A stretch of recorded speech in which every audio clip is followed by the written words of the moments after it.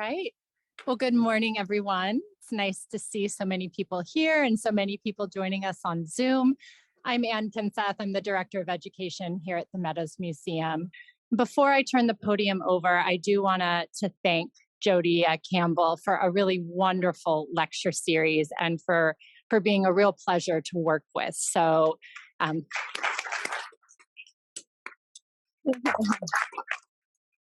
so with that, I'll invite Jodi Campbell back to the podium. Not over yet. Thanks so much to Ann Kinseth for inviting me in the first place to have started all of this off. I've mentioned this every time, but I love the Meadows and the staff, and this is a really wonderful place. And it's a really great honor to be here, so I'm really delighted. I'm glad that you're all back to join me for one last. And this is part of my Friday routine now. I'll miss doing this. Can everyone hear me okay? Is the volume all right? All right, thanks. I wanted to start off just bringing you back to this little. I can. Yes, I can talk a little louder and lean down a little bit. I think we've got this about as high as it goes. Is that okay? Enough? I'll do what I can. So just to put us back in the context of early modern Spain, I wanted to start with something I would have, if I had thought of this earlier, I would have started with this at the beginning. But a quote from the famous novel, one of the first novels ever written, Don Quixote, that really is one of the best sort of cultural examples of early modern Spain. The poor and noble who goes off on sort of half imaginary quests. But what's interesting, one of the many interesting things about this, the very beginning of this novel, as that's setting out to define the main character, the second sentence of this novel defines him by what he eats. That Don Quixote de la Mancha has his stew made of more beef than mutton, cold salad on most nights, abstinence eggs on Saturdays, lentils on Fridays, an additional squab on Sundays, consumed 3/4 of his income. There's a whole character sketch in the description of his regular food, right? That the squab is sort of the suggestion of his noble status, that he's eating game birds. The lentils suggest poverty, and as well as the beef, as I mentioned in the first talk. Beef is sort of the lowest ranking of the foods. It's not fine. It's not elite. So his basic sustenance is pretty minimal. The religious rituals of fasting, of abstinence eggs on Saturdays. So the religious rhythms, social status, all of these things are kind of captured in the very beginning of this book that sets out who this character is. So what I've been arguing all along is that so much of food performance is visible. It's kind of marking out where you fit in society. And the examples I've been giving so far have mostly been sort of at the individual or family level, people carving out a place for themselves, especially sort of new categories of people, merchants and traders and businessmen and artists, like in the case of Murillo and Velázquez. They both become prominent artists in the court, but neither one comes from an elite family. So there are people who are looking for new places for themselves, and food is a useful mechanism for doing that. Food is a good tool to perform the kind of person you want to be. So I've used examples of table manners, of individuals trying to carve out that kind of status with education, with table manners, by whom they choose to eat with, by whom they serve banquets to demonstrate their connections, how well their tables are set. So a lot of the changes in food practices of acquiring new kinds of spices and preparations, those are being driven mostly by these new groups, sort of what we would eventually call middle class of merchants and then people like artists. There's also resistance to that. Also noble families who try to hold on to their traditional status, who don't like these upstarts moving into their space. So food shows up as an example there as well, of nobles who try to emphasize more refinement and more sophistication in their eating. There's a case of one noble family in La Mancha who in the 17th century had been one of the principal families of Spain, and influence and wealth, had been at the top of the social hierarchy. By the late 1700s, they've lost that. Bad investments, bad spending. They've lost most of their estates. They sell off most of their lands. They fall into bankruptcy to the extent that they're sort of taken into receivership, and their expenses are measured by judicial decree, which is great because it leaves a paper trail for historians. But what you see in tracking their expenses is that they sell off what they can, they reduce their spending on everything but food. And in fact, they dedicate 95% of their disposable income to maintaining exactly the same cooking and eating practices that they had before. They can trim out everything else, but they keep on their table white bread, lamb, partridge, turtle doves, all of the things they had been used to. It's the one way for them to retain their dignity. That they have they've lost everything else, but they have their heritage and their status, and they keep eating the same way they always have. So we have that sort of performance of status. And then last time I mentioned examples of religion, how religious identity can be performed and also controlled in various ways through food practices. So today, I wanted to think more in terms of collectives. How do you establish group identity? How do people perform membership in groups? Or how do they distinguish their groups from others through eating, through collective dining, certain kinds of eating practices? So one example of this is university life. Universities, the first European universities show up in the 1200s in the late medieval period. So they're fairly well established by the 1500s. There are universities in Seville, in Zaragoza, in Toledo, Salamanca. So it's an interesting context where a university would bring together only men. Students were always male, but it would bring together students from different regions of Spain and throughout Europe, and to some extent people from different social backgrounds. So you're mixing people together from lots of different categories and giving them a kind of common identity. So again, food can be an element of that common identity.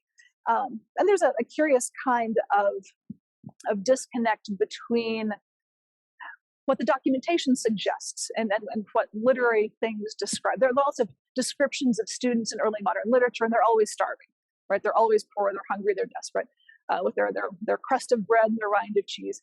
University accounts suggest they were actually pretty okay. They were fairly comfortable. Lots of them live in university residences. About 30% of students would be in some kind of university residence. The rest would be at shared houses or pensions. And again, the emphasis is on giving them a common identity. They live together. They wear the same academic robes, the robes that we now reserve for special occasions and commencements and such. They used to wear all the time. That was the outfit of the student, which means they all looked alike. So again, you're pulling together these different people, but you dress them alike, and they mostly eat the same food. And again, in spite of the descriptions of starving students, the residences and the shared pensions are supervised by the university. So they would do visitas, they would check in and make sure that students were being treated well and everything was functioning as it should be. And so we have some records of what students were eating. They eat together, again, to emphasize this shared identity. And they eat reasonably well. They get daily rations of meat, a pound of mutton every day, plus vegetables and fruit and bread and wine. And the only real distinction is not related to the status of the families the students came from, but between students in terms of rank and seniority. Students who had been around longer got extra rations, got a little bit more. But otherwise, and in fact, beginning students were supposed to give regular gifts of things like wine and chestnuts to the older ones. And I think, as I've mentioned before, at least in the residences, a common punishment for misbehaving students who had been disorderly or gotten drunk or hadn't done the work they were supposed to do, would have to sit at a separate table. There's the mesilla, the isolated table where they would be punished for days or a week at a time. But overall, the emphasis on student life is to build that common identity. And the way that they eat is part of that. The same rations for everybody, the same kinds of foods shared together at a common table. So that's sort of reinforcing the identity of those students as opposed to the rest of the community. The same thing happens with confraternities, which are religious brotherhoods, lay religious brotherhoods. They're not like monastic orders, but they're within the community groups that people would join, generally dedicated to charity, to charitable works, to funding hospitals, to gathering various kinds of support for the poor. One example is the Brotherhood of Santa Caridad in Seville. This is the one that the painter Murillo hoped to enter, and eventually did, but had some difficulty in getting into because his pedigree and his social status were not quite at the right level. So it's a fairly aristocratic group. It's fairly exclusive, even though it is dedicated collectively to charitable works. It's exclusive in its membership. And in the case of Murillo, he ended up getting accepted because of the influence of the group's president, Miguel de Mañara, for whom he may have painted the prodigal son cycle that we have upstairs, as Aoife Brady has suggested. So there's, again, that sort of connection, people trying to break into these exclusive groups. Very similar to the case I mentioned of Velázquez, and one of the principal court painters wanted to join the Order of Santiago, could only do so through the intervention of the king. So in this case, Murillo joins Santa Caridad through the influence of Mañara. And then Murillo paints 8 works for the Brotherhood's chapel, including this one of the miracle of the loaves and the fishes, which again is an important symbol of the Brotherhood's work in providing food to the poor. So they establish a hospital. It was the earlier image. It's the Brotherhood that provides these charitable donations. They also coordinate a hospital. Hospitals in the early modern period are not really about medical treatment. They're more maybe like homeless shelter. They would take people in, provide them food. That was about the extent of treatment one could give. But they would provide meals and refuge for the poor. So the Brotherhood's provision of food serves a couple of key purposes in the way that they're doing. The most obvious one is simply to help the poor, people who couldn't fend for themselves. But it's also to establish visible difference, right, between the Brotherhood itself, which is fairly elite and exclusive, and the people whom it is serving. So, for example, the reason Murillo had a hard time entering this group, membership is restricted to members of the elite, excluding anyone who had worked in any sort of mechanical trade or anyone whose ancestors had Jewish or Muslim heritage. So their support of the poor is partly about sort of maintaining, making that distance visible between themselves and the community that they serve. So you've seen enough of my examples to know how well food works in these kinds of performances. Each of these brotherhoods has a book of regulations, a kind of order. And in the ones that I've looked at for several kinds of brotherhoods, about a third of the chapters deal with food, the provision of food, the preparation of food, both for the group itself and for the poor. So there are those basically those two categories, right? Food for the members, food that is provided for other people. So the food for the members, there would be meals on patron saint days or religious festivals or to celebrate the admission of new members. And those are fairly elaborate kinds of banquets with partridge and chicken and lamb and spices, lots of honey and saffron, a variety of fruits. On the other hand, of course, the meals for the poor that are provided either through the hospital or on several, so again, religious holidays throughout the year. On the one hand, they always include meat. You might think that the poor would subsist on things like turnips and cabbage. Generally, these hospitals would provide regular rations of meat, but it's beef, it's ox, things that were perceived at the lower end of the food hierarchy, and including, of course, things like cabbage and turnips and always bread. Sometimes with a particular focus, there was not the one in Seville, but there was a brotherhood in Zamora that dedicated itself not just to feeding the poor, but particularly to feeding the poor who had been imprisoned. Generally, if you had to serve time in prison, you also had to supply yourself. Many people couldn't do that. So there was a brotherhood that dedicated itself to providing food for those who were in prison and for those who were on trial and about to undergo torture, which was fairly common in secular courts. There were extra rations of bread. That's sort of laid out in the Brotherhood's regulations. We can't get you out of jail, but we can feed you extra bread if you're going to be tortured. So if you measure, you can measure in terms of the kinds of foods, the differences between what the group itself is eating and what they're feeding to others. And also just in monetary terms. One brotherhood in an average year in 1511, they spent the same amount, about 1,500 maravedís, on 2 banquets for themselves as they spent for meals for the poor over the course of an entire year. So they're doing both things, but and ostensibly the purpose of this organization is feeding the poor, but they're feeding themselves as well in a way that emphasizes again that collective identity. Here's the group that we are part of. Here's the group that we're not. So the overall purpose is not so much to be a remedy for poverty as it's meant to partially address that, but to display the charitable acts of the members. So those kinds of groups, students define themselves visibly by food, confraternities define themselves visibly by food. I also wanted to touch a little bit on gender, because there are clearly different food associations that way as well, both in the preparation of food and the kinds of things men and women are expected to eat. So of course, women are associated with the domestic preparation of food. I mentioned conduct books in an earlier talk. There are lots of descriptions that, of course, that make that association very clear. That part of the domestic duties of women in the home are the preparation of food, sifting the wheat, kneading the dough. So those are in all kinds of conduct books, feminine kinds of tasks. So in terms of regular household food preparation, especially the kind that's invisible in the sense that it's daily, it's domestic, it's not banquets for other people, that's clearly associated with the duties of women, often servants, not a terribly prestigious task. But in elite households, thinking back to the banquets, any kind of preparation of food where you are making a display for other people, then it falls to men. The cooks should be masculine.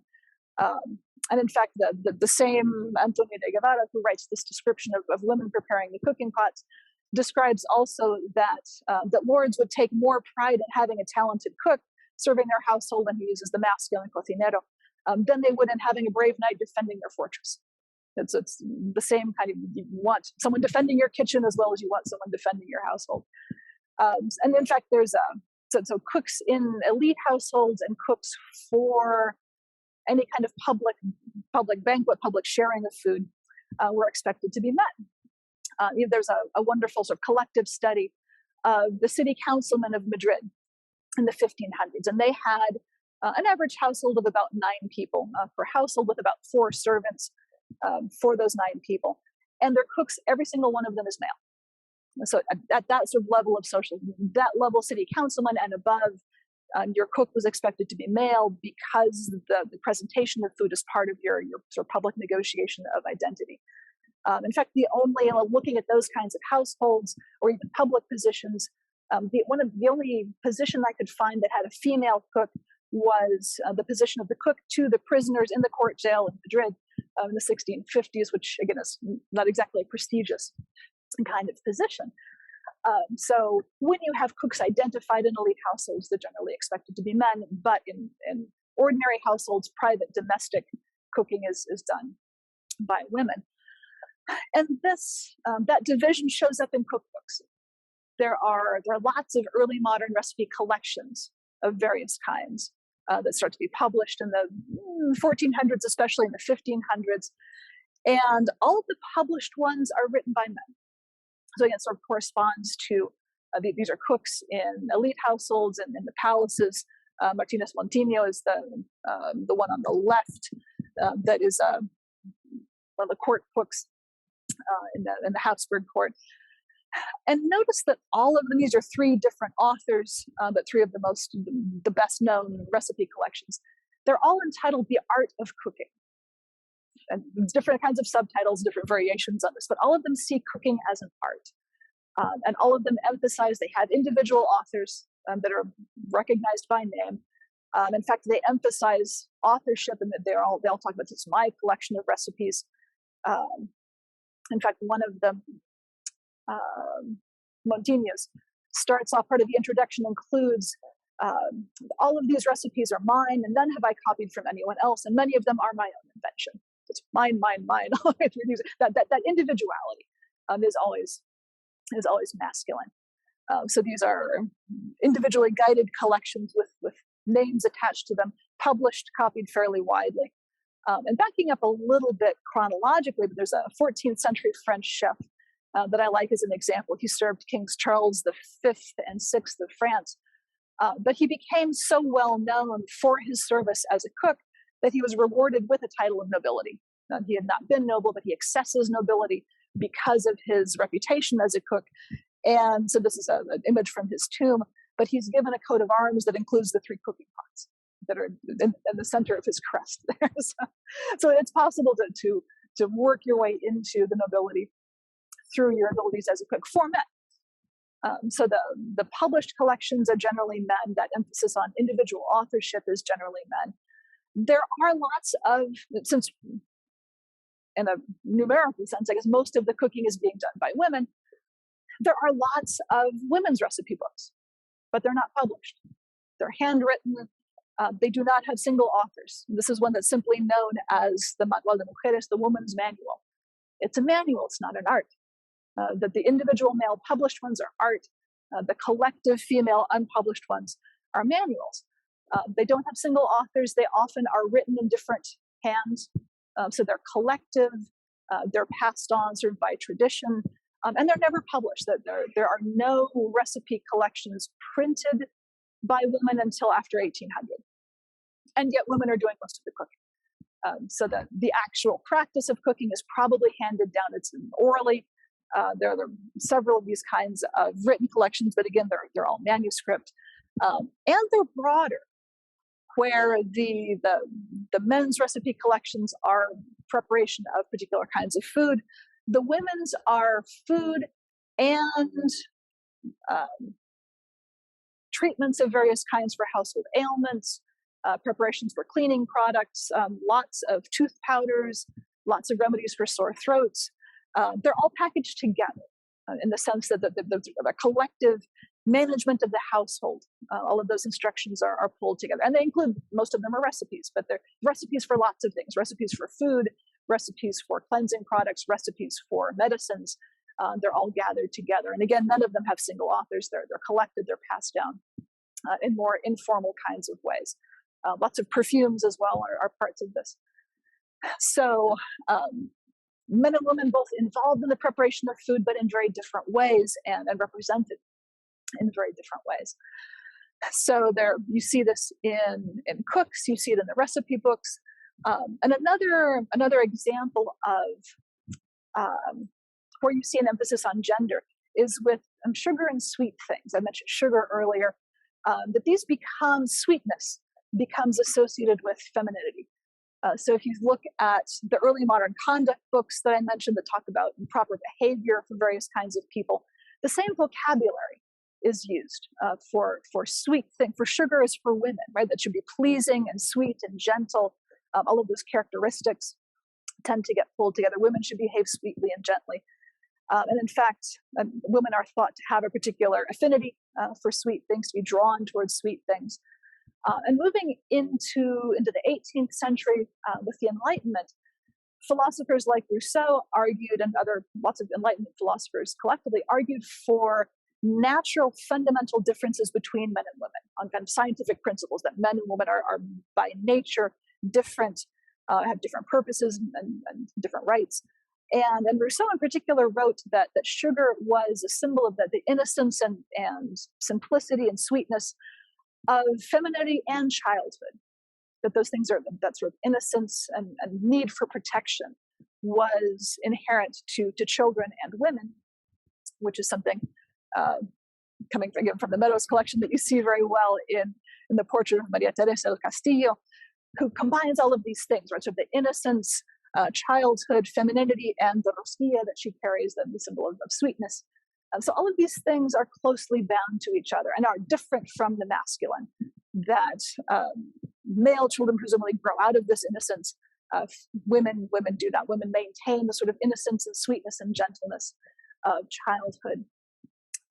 What's ironic is that there's this association with childhood and women and innocence and sweetness all packaged together. But so sugar itself, sweetness itself is feminine. When you think of sugar as a commodity, then it's gendered more masculine because it's valuable and it's an important trade item. So there's some interesting distinctions in the preparation, the dealing in sugar and baked goods of various kinds. Women are associated with bread. And the terms for that's almost always panaderas. It's a feminine term. People who are bake bread are women. Again, even it's associated with a domestic kind of production. Even if there are communal ovens and communal bakeries, they are run by women. So bread is feminine, but When you mix sugar into it, sugar is an important trade commodity. The preparation of sweet things becomes gendered masculine. Men are allowed to do it. And in fact, as sugar becomes a more important commodity, in the 16th century in Barcelona, you see the first guilds that are established, that you can't produce sweet things unless you belong to a guild. It has regulations, membership, only men are allowed to produce these things. And in fact, membership in these early guilds requires 3 years of experience, excludes all women, and again, those with Muslim or Jewish ancestry. So it becomes, working with sugar becomes a similarly exclusive kind of thing, even though sweetness is gendered feminine. So the flavor is feminine, the object is more masculine. So you start to see with sweet things the same kind of divide that you do with cookbooks, in that women are making preserves, they're making candies, they're doing household preparations of sweet things.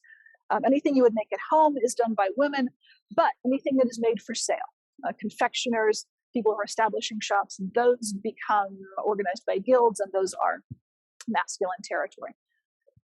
But in some cases, there's an article I saw on this just recently, women resist that. And thinking of the case of these guilds in Barcelona, there are several widows of guild members who say, hey, we've been working together on this. I am female. I know how to manage sweet things. I did this with my husband. I would like to petition to remain in the guild, which is also an appropriate connection to my femininity. Like as a woman, I can do sweet things. I know how to do sweet things. That's appropriate to me. Can I stay in the guild? And in some cases, they have to petition every time. There's not a blanket exemption to allow women in the guild to produce sweet things, but there are individual cases where they are granted exceptions. But it's more sort of the moving into the commercial area that makes people resist that. But they make the argument based on sweetness, that sweetness is an appropriately feminine thing, therefore I should be able to work with it, therefore I should be able to belong to the guild. So interesting negotiations there of the sort of gendered categories that are associated with sugar and sweetness. One last example of these kinds of categories or group identity that go along with food, royalty. Kings and queens, what they eat, how they eat, how can they define themselves by food. So I used some examples of this back in the first presentation, talking about the court as it traveled, and one of the sort of mutual obligations was to host a visiting monarch as a sign of loyalty, or for monarchs to host important nobles as a sort of mutual commitment. So there are lots of those kinds of gatherings that can be cemented by food.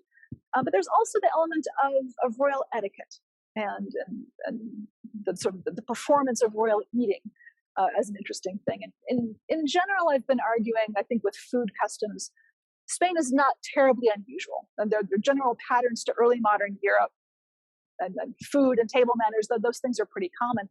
But the way that Spanish royalty present themselves in terms of food and eating is a little bit different. There's, especially in contrast with France and England. So, for example, I'm using an image of Versailles. Have any of you been to Versailles? I'm hoping some have. So this enormous estate, and you would enter it still as a tourist. You would come in through this end, and notice how the whole thing is sort of almost an inverted V that draws you in. So if you are entering that space, does anyone remember what at the very center of that sort of axis, at the very center of that cross, what is at the center? What the whole thing is pointing you to?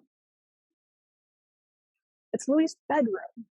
So this is the estate designed by Louis XIV, that he draws many of the nobles from Paris to attend on him at Versailles. The center of the whole thing, the middle window of the middle section, is his private bedroom, or what we would think of as a private bedroom, that looks remarkably like a stage. So the whole structure of Versailles is centered around the person of the king, around the visible person of Louis XIV, and attending on him. So we would think of servants as lower ranking. These are positions held by nobles, that the highest nobles of the court would compete to be in personal service to Louis in things like helping him dress and undress, giving him his breakfast, feeding him his meals, holding his napkin, they're attending on the king in that very personal, immediate sort of way. And so the whole structure of the palace is kind of pointed towards that. So something that we would think of in the modern world as very private space is here very public space. And something that Louis manipulates very intentionally and very successfully, that proximity to the king implies favor, and that that you would compete to be that close to have these kinds of positions in serving him personally, including food. So if you are in this position of feeding Louis, then you are in a position of high status. So they're competing for that. The Spanish case is very different, in that if the visible presence of the French king is very much about sharing this kind of personal space. I don't have a good corresponding image of the palace in Madrid because the 17th century version burned in the early 1700s, but it's not constructed in that sort of grand scale. It's more of a maze. And in fact, access to the Spanish king in the 17th century, the 1600s, is much more distant and much more regulated. So this is at the upper left-hand corner, the palace that existed in the 1600s. You could only enter so far depending on what your status was. So ordinary visitors could approach the doors. More elite visitors could enter the first level of rooms. The only people that could reach the chamber before the king's bedroom were cardinals and viceroys. So it's the reverse. Access is much more limited. You can only penetrate a certain degree into the palace and not share that private space. So where majesty is implied by sort of proximity in the French case, it's implied by distance in the Spanish case. So these are both displays of power, but in curiously reversed or opposite kinds of ways. And the same goes for food. The same goes for the way Spanish and French nobles eat. In the French and English courts, kings often dined with others. They would share their table with principal nobles, again, as a way of demonstrating access. You would compete for access to me, you would have my favor. Spanish kings in the 17th century dined alone. And alone is a relative term. They would be the only ones eating, but they would be attended.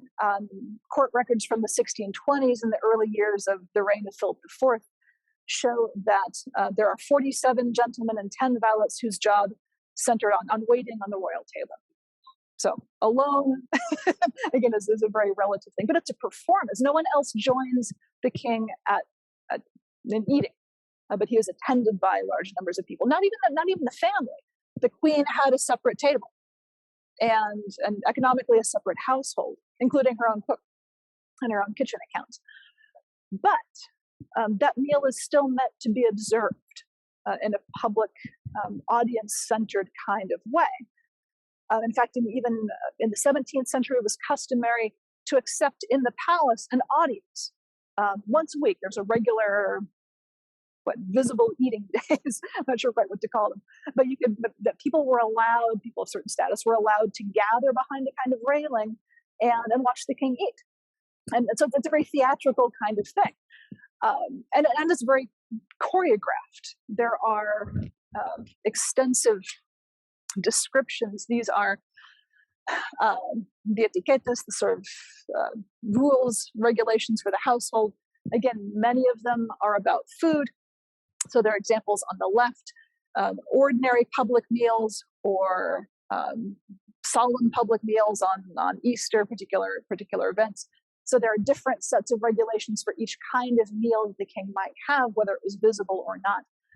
But so these are laid out in pages and pages of very particular description. So I've always wanted to kind of stage this, borrow somebody and act this out because it's very complicated. But for these sort of public visible meals, there are 12 pages of description of how the king is to be served. So for example, just to drink. And again, the king is eating alone, but attended with this team of people. In the course of the meal, if the king wishes to drink, there is an official. There are like 3 people who are responsible for this. One person who stands just to one side with the cup, and at the king's indication, he would approach. He would drop to one knee. He would uncover the cup, present it to the king. He would drink, hand it back. A second servant would then step up with a napkin that he keeps folded over his left shoulder, pinned with a golden pin, every detail is mapped out in this, and so forth. So every gesture is choreographed. It really is a kind of performance. And so there are at least one day each week where this is put on as a kind of performance for people to have access to the performance of majesty. And there are admiring descriptions that people would write about this, about having seen these kinds of performances. There's a chronicler and court official who describes that, as he says, nothing is more lovely, delightful, and worthy of veneration than to watch a prince eat with cleanliness, refinement, gravity, and composure, through which he inspires respect in those who view him. So it's effective. It's meant to convey a kind of magisterial presence, and it's taken that way. So this happens most often with royalty, and the descriptions are the most involved and the most complete with the royal family. But it can happen with other notable figures as well. I came across a visiting Portuguese traveler to the court in 1605 who was in Madrid, and he's chatting with a group of noblewomen during the Corpus Christi celebrations and asking, what can we do? What's interesting in Madrid? And what they recommend as the day's entertainment is to go watch the visiting English ambassador at dinner. You can go watch him have dinner. And then he writes these pages of description. He does, he joins them. And there are 62 English noblemen who are served as part of the ambassador's retinue. In fact, they are attended upon by the Spanish king's servants. So that was an important gesture in lending the palace servants. But the interesting thing is there's an audience. That's a thing that people can go do. You can go watch the ambassador eat. So it's, again, that's sort of a performance of status, connection, visibility. And in fact, another example, also in 1605, when Philip III, who was then king, announced the birth of his heir, the man who will become Philip IV, at the baptism of Philip IV, there was a Castilian official who hosted a dinner for visiting guests. And the descriptions of that say that the banquet was staged with open doors for all men and women to watch. So they're planned for an audience. They're meant to be publicly visible. Again, the performance of status and connection. Curiously, or perhaps not, so this happened regularly under Philip III, Philip IV. That custom tends to fade away under Charles II. Those of you who know Charles can guess why. Probably not if one is admiring the cleanliness, refinement, and gravity of a prince eating. Charles would probably not live up to those expectations quite so successfully. Just he's physically infirm, has the long Habsburg jaw, can't eat very gracefully. So curiously, in the 1670s and 1680s, there are no longer public audiences for the Spanish king, for which we are all grateful. And then again, perhaps it's framed as making the king more inapproachable, more distant, more majestic because of that, but it's also just practically the challenges that Charles probably faced. So many of these rituals have faded away. There are still several royal families in Europe. They don't do public spectacles of themselves dining anymore. But lots of the rest of the things that I've described, I think, hopefully you're thinking of examples in your own experience that still hold true. That food factors into everything we do. It's much more than nutrition. It's about relationships. It's about performance. It's about status and connections, group identity, who you share food with, what kinds of special occasions you prepare food for. So I'm hoping that through this, maybe you'll think of your Friday fish and your Sunday ham in a slightly different light. But it's a very interesting for me entry into the past to measure people's loyalties and relationships by paying attention to what's on their table. So thank you for joining me for these talks. And I hope they've been of interest. I'm happy to take questions. Anne has the microphone that is necessary for those on Zoom. So Zoom folks or people. What are you having for lunch today? All right. Okay. Thank you for your patience. This mic is working. So we have a question from Zoom already.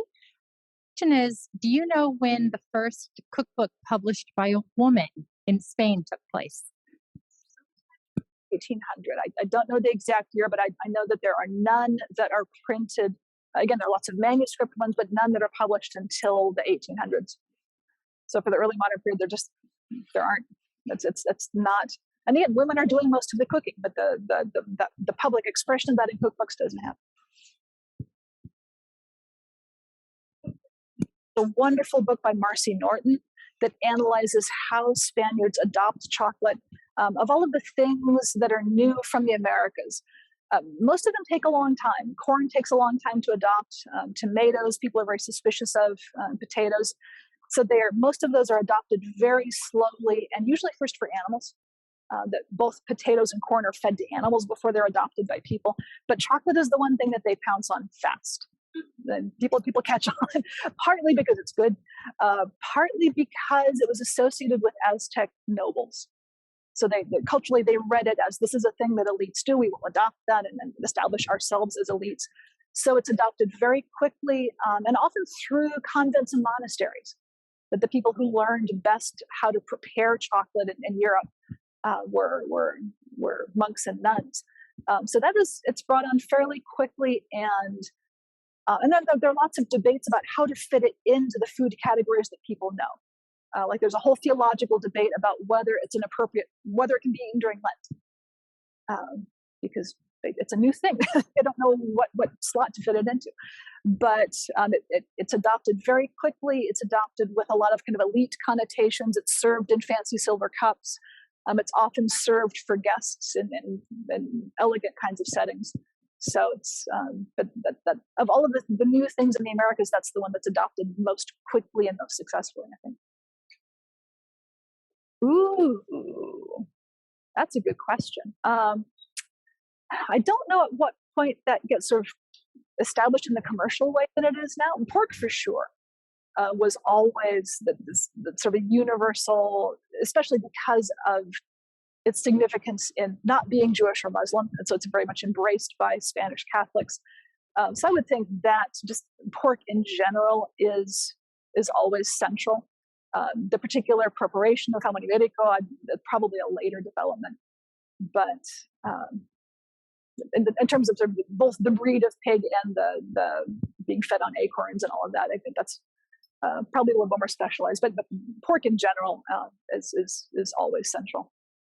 And in fact, described in terms of in cooking, it's used in lard, bacon, it has to be an ingredient.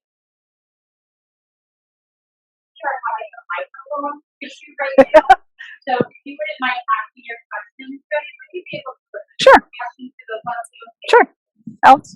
Sure. Absolutely. Thank you very much. Thanks. Fascinating talk. I'm curious about their relationship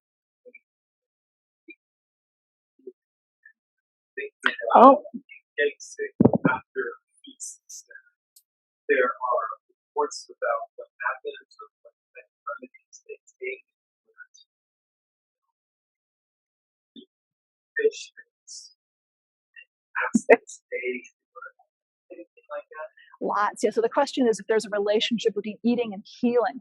I don't have descriptions in that sense, like following banquets, but food has important medicinal value. And that's something I was thinking of working in at some point along here. It's understood in the Galenic tradition of the four humors that the medical understanding of the early modern body is that it's a combination of hot and cold and wet and dry elements. And so food is part of that. So according to your personality and your particular constitution, you certain kinds of things. And then you could address particular ailments. So not necessarily overeating or things of that sort, but if you were depressed, you should eat certain kinds of food that would counter that. So taking in the foods is very much perceived to be a way of addressing psychological ailments as well as physical ailments. And so food is medicine. It's in fact sugar when it first. It's so rare and unusual. It's actually dealt with more as a medicine than anything else. But there was one, I think it was Philip V, who was diagnosed with melancholy and was encouraged to eat lots of like turtle soup. He finally decided he would rather be melancholy. He really didn't like what his doctors were recommending. But food is always a remedy for the proper balance and combination of foods is essential. Yes. So were the male cooks, chefs, self-taught? Were they taught by the women? Oh, that's a great question. I don't know. Probably, I don't know. Probably trained by other meds. They're in if they're in formal positions in court kitchens, they would be trained. They would sort of come up in that hierarchy. So I expect there's a different kind of channel of training for men than for women. That's a great question. I hadn't thought of it. Thanks. Not lots, not as much as I probably should. So the question is, do I know about the lives of these early cookbook authors? I would have at one point. It easily accessed in my brain, not so much. There are some that belong to monasteries and are trained by male cooks in monasteries, and so they are sort of prepared. They are cooks, but also limited by the traditions of the regulations of the monasteries, so sort of more and more fasting kinds of foods. Martínez Montiño. What I do know is that Carolyn Meadows is working as we speak on a modern translation and adaptation and study of his. He's one of the court chefs, so there will be within a year or so a good study of him coming out. I don't know his background. They are elite enough to. I'm thinking sort of like the 14th century French example, elite enough to move in high circles, but not themselves noble. But they can certainly rise in status and get themselves established. But yeah, Montiño, I don't remember what his family is. That would be an interesting thing to pursue. So I'm sorry, I don't. Alex. Recipes that you found in the archives? I have not. I'm a terrible food historian that way. In fact, I'm not really.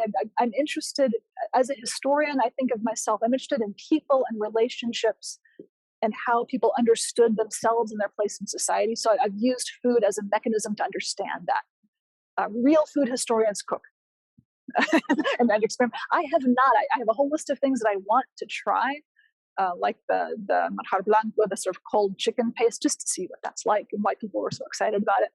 I have not experimented a whole lot in the kitchen, but that would be a good potential class, just a whole laboratory of experimenting with foods. But you're all welcome to try this at home.